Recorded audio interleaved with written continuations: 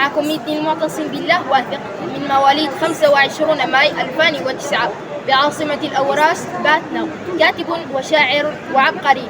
بعدما قرأت حوالي 400 كتاب فترة الحجر الصحي، تم إصدار أول مؤلف لي وهو حكايات وعبر وهو باكورة أعمالي.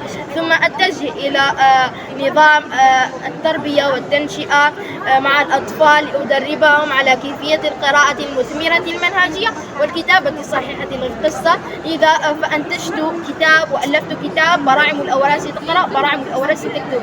أما الإصدار الأخير وهو صغيره الرديء فكتبته قصد أن أنبه الأطفال أن الله خلق الحيوانات وسخرها لخدمتنا، لذا لا يجب علينا أن نعذبها أو في بعض الأحيان نزهق أرواحها، فهي موصلة للنار وموجبة لعذاب الله، لقوله صلى الله عليه وسلم: دخلت امرأة النار في هرة. وكلمتي للأطفال هي: تذكروا أن الله منحكم العديد من المميزات، كونوا أصحاب عزائم وإرادة، حلقوا بأجنحتكم إلى النور لتضيئوا رحب هذا الكون بإبداعاتكم، كونوا كلوحة الفسيفساء تكملون بعضكم بعضا، ولكل منكم دوره وأهميته في الحياة، ومن سار على درب العلم وصل.